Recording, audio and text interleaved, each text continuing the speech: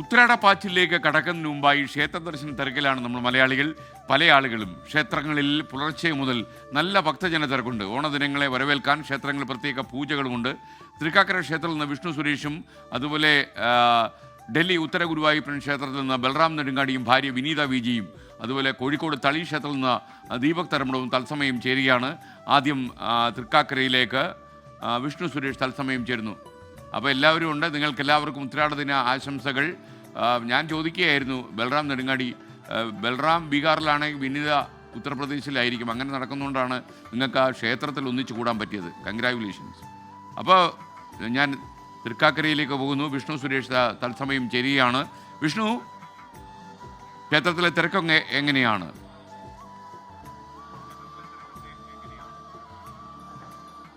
Good morning. Ernakulam ഓണ വൈബിലേക്ക് എത്തിക്കഴിഞ്ഞു. ഒരുപക്ഷെ സംസ്ഥാനത്ത് തന്നെ ഓണാഘോഷങ്ങൾക്ക് തുടക്കം കുറിക്കുന്ന ഒരു സ്ഥലമാണ് തൃക്കാക്കര വാമനമൂർത്തി ക്ഷേത്രം. ഒരുപക്ഷെ ഇന്ത്യയിൽ തന്നെ ഇത്തരത്തിൽ വാമന പ്രതീക്ഷയുള്ള ക്ഷേത്രങ്ങൾ അത് വളരെ കുറവാണ്. ചിങ്ങം 1-ാം തീയതിയാണ് ക്ഷേത്രത്തിൽ കൊടിയേറിയത്. നാളെയും ഇന്നും നാളെയോടുകൂടി ക്ഷേത്രത്തിലെ ഉത്സവം അവസാനിക്കും. വലിയ തിരക്ക് എല്ലാ ദിവസവും ഇവിടെ അനുഭവപ്പെടുന്നുണ്ട്. നാളെയാണ് തൃക്കാക്കര ക്ഷേത്രത്തിലെ ഏറ്റവും പ്രമുഖമായ തിരുവോണ സദ്യയുള്ളത്. അതൊരു മതസൗഹാർദ്ദത്തിൻ്റെ അടയാളം കൂടിയാണ് ആ സദ്യ.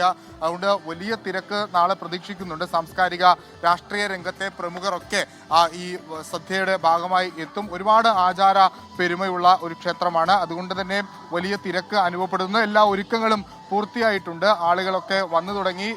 ഒരുപക്ഷെ ആദ്യം ഈ അമ്പലത്തിലുള്ള ആളുകൾക്ക് വേണ്ടി മാത്രം ആരംഭിച്ച ഒരു സദ്യ പിന്നീട് ജനകീയ സദ്യയായി മാറുകയായിരുന്നു. നാളത്തേക്കുള്ള ഒരുക്കങ്ങളൊക്കെ പൂർത്തിയായിട്ടുണ്ടോ? തീർച്ചയായിട്ടും എല്ലാ സംവിധാനങ്ങളും നമ്മൾ ഇന്നിപ്പോൾ ഉത്രാട സദ്യ 11 മണിക്ക് ശേഷം ആരംഭിക്കും. തിരുവോണ സദ്യ നാളെ 10:30 ആകുമ്പോഴത്തേക്കും ആരംഭിക്കും. എല്ലാവരും സാംസ്കാരിക രംഗത്തെ രാഷ്ട്രീയ രംഗത്തേക്ക് ആളുകൾ തീർച്ചയായിട്ടും ആ ഓണത്തിൻ്റെ സന്ദേശം നിലനിൽക്കുന്ന രീതിയിൽ തന്നെ രാഷ്ട്രീയവും ഒന്നും നോക്കാതെ എല്ലാവരും ഒരുമിച്ച് ഓണം തൃക്കാക്കരപ്പൻ്റെ മുന്നിൽ ഓണസദ്യ ഉണ്ട്, ഓണാഘോഷിക്കും. മഴയൊക്കെ ഒരു തിരിച്ചടിയാവാനുള്ള സാധ്യത?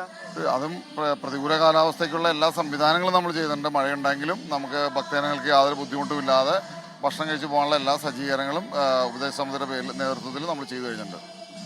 നാളെയാണ് തൃക്കാക്കര ക്ഷേത്രത്തിലെ സദ്യ. അത് എല്ലാ ഒരുക്കങ്ങളും പൂർത്തിയായിട്ടുണ്ട്. അതൊരു ചരിത്രത്തിന്റെ ഭാഗമാണ്, ഓണത്തിന്റെ ഭാഗമാണ്. ഏറ്റവും പ്രധാനപ്പെട്ട ഓണത്തിന്റെ അടയാളങ്ങളിലൊന്നാണ് തൃക്കാക്കര ക്ഷേത്രത്തിലെ ആ സദ്യ. അത് നാളെ നടക്കും. ഇന്നും ആ ക്ഷേത്രത്തിൽ ഈ ഓണാഘോഷവുമായി ബന്ധപ്പെട്ടുള്ള ആളുകളുടെ തിരക്ക് ഒക്കെ വളരെ കൂടുതലാണ്. എന്തായാലും തൃപ്പൂണിത്തുറയും തൃക്കാക്കരയും ഒക്കെ ഓണത്തിന്റെ വൈബിലേക്ക് എത്തിയിട്ടുണ്ട്. ഉച്ചയ്ക്ക് ശേഷമായിരിക്കും തൃപ്പൂണിത്തുറയിലെ ഉത്രാടപ്പാച്ചിൽ. അതിന്റെ വിവരങ്ങളും നമ്മൾ വളരെ കൃത്യമായി തന്നെ പ്രേക്ഷകരിലേക്ക് എത്തിക്കും. എല്ലാവർക്കും happy Onam. Okay, thank you. Vishnu സുരേഷാണ് വിവരങ്ങൾ നൽകിയത്. ഹാഷിമിന് അറിയേണ്ടത് SKN ബൽറാം നെടുങ്ങാടി ദമ്പതികൾ പോലെ വേറെ ആരെങ്കിലും 24-ലുണ്ടോ? ഇവിടെ ദമ്പതികളെ കാരണം വഴി നടക്കാൻ പറ്റാത്ത അവസ്ഥയാണ്. ദമ്പതികളുണ്ട്, ഞാനുൾപ്പെടെ. അപ്പോൾ ഇനി ഡൽഹിയിലെ ഉത്തര ഗുരുവായൂരപ്പൻ ക്ഷേത്രത്തിൽ നിന്ന് വിനീത വിജിയും ഭർത്താവ് ബൽറാം നെടുങ്ങാടിയും തത്സമയം ചേരുകയാണ്. വിനീത, ബൽറാം വിജയകരമായ ദാമ്പത്യത്തിൻ്റെ എത്ര മാസങ്ങളാണ് അല്ലെങ്കിൽ കൊല്ലമാണ് ഇപ്പോൾ നടന്നുകൊണ്ടിരിക്കുന്നത്?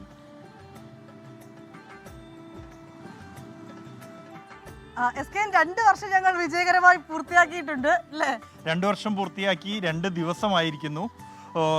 SKN എന്തായാലും വിജയകരമായി തന്നെ മുന്നോട്ട് പോകുന്നു. SKN നേരത്തെ സൂചിപ്പിച്ച പോലെ രണ്ടുപേരും 2 സ്ഥലത്താണ് ഭൂരിഭാഗവും എന്നുള്ളതാണ് നമ്മൾ നേരിടുന്ന ഒരു സാഹചര്യം. SKN പ്രശ്നം ചില്ലറ കാര്യമുള്ളൂ. ഈ നിങ്ങൾ തമ്മിൽ എന്തെങ്കിലും ദാമ്പത്യത്തിൽ ചില്ലറ കല്ലുകടിയോ കലിപ്പോ ഒക്കെ ഉണ്ടാകുന്ന സമയത്ത് അത് വാർത്തയിൽ റിഫ്ലക്റ്റ് ചെയ്യുമെന്നാണ് എൻ്റെ പേടി. ഒരിക്കലും SKN ആ സമയമാകുമ്പോൾ ഞാൻ ബീഹാറിലും ബൽറാം ഡൽഹിയിലും ഒക്കെ ആയിരിക്കും, അല്ലെങ്കിൽ ഞങ്ങൾ രണ്ടുപേരും 2 സ്ഥലത്തൊക്കെ ആയിരിക്കും. അതുകൊണ്ട് അങ്ങനെ വലിയ പ്രശ്നങ്ങൾ ഉണ്ടാകാറില്ല. എന്തായാലും അത് പറഞ്ഞാൽ നന്നായി. ഇനി ഞാൻ വളരെ ഇൻഷുർ ചെയ്യുന്ന ഒരു കാര്യം, നിങ്ങൾ കലിപ്പുണ്ടാകുന്ന സമയത്ത് നിങ്ങൾ 2 സ്ഥലത്ത് ജോലി ചെയ്യും. ഓക്കെ, വളരെ സന്തോഷം. ഇനിയിപ്പോൾ നമുക്ക് ആ ഗുരുവായൂരപ്പൻ ക്ഷേത്രത്തിലെ വിവരങ്ങൾ പറയുക. എന്തോ ബൽറാം പറയാൻ വന്നല്ലോ, ദാമ്പത്യത്തിൻ്റെ സുവർണ്ണ നിമിഷങ്ങളെ കുറിച്ചാണോ?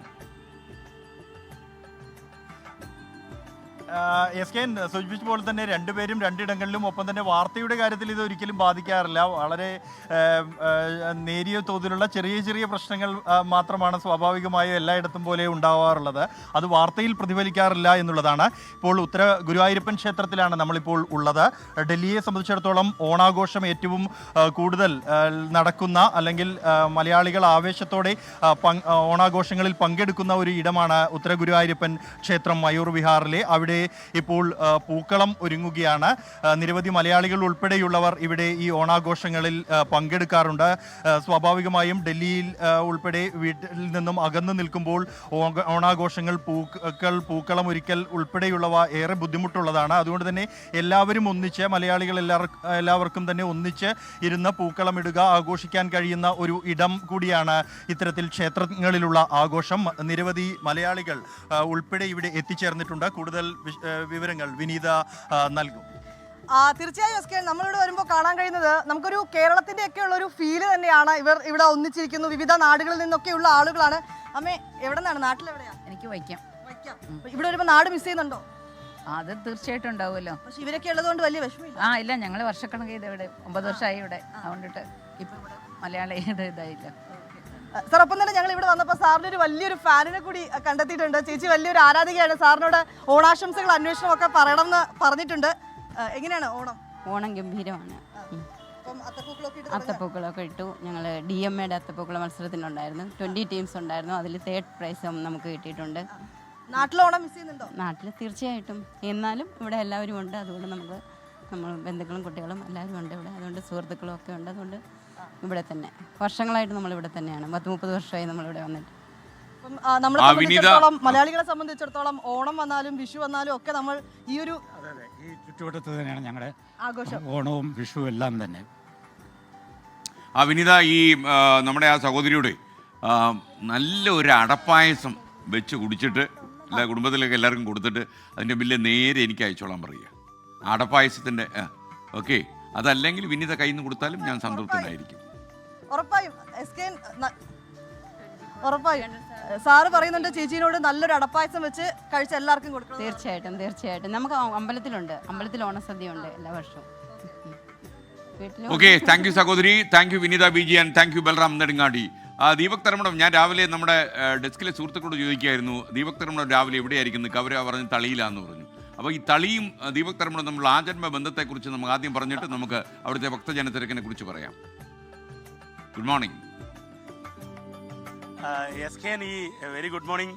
ഉത്രാട ദിനാശംസകൾ SKNനും അതുപോലെ നമ്മുടെ ടീം അംഗങ്ങൾക്ക് എല്ലാവർക്കും, അതുപോലെ ഉഷ ചേച്ചിക്കും എല്ലാവർക്കും. ഏറ്റവും പ്രധാനപ്പെട്ട കാര്യം SKN, ഈ കോഴിക്കോട് ഉള്ളവർക്കെല്ലാം തളി വളരെ ആത്മബന്ധമാണ്. കാരണം തളിയാണ് ഈ കോഴിക്കോട് അപ്പൻ എന്നൊക്കെ പറയുന്ന പോലെ കോഴിക്കോടിൻ്റെ ദേവൻ. അതുകൊണ്ട് തന്നെ ഏത് വിശേഷ ദിനം ഉണ്ടായിക്കഴിഞ്ഞാലും തളിയിലേക്ക് എത്തും. അതാണ് പതിവ്. ഇന്ന് ഈ കടുത്ത മഴയാണ്. ഇന്നലെ രാത്രി മുതൽ ഇന്ന് കാലത്തും മഴ പെയ്യാണ്. അതുകൊണ്ട് തന്നെ വലിയ ഉത്രാടപ്പാച്ചിലിന് സമാനമായ തിരക്ക് രാവിലെ തുടങ്ങിയിട്ടില്ല. ഇപ്പോൾ ദൃശ്യങ്ങളിൽ നമുക്ക് കാണാം. ഒന്ന് രാജേഷ് വളരെ കൊണ്ടൊന്ന് ക്യാമറ പാൻ ചെയ്ത് കഴിഞ്ഞാൽ കാണാം.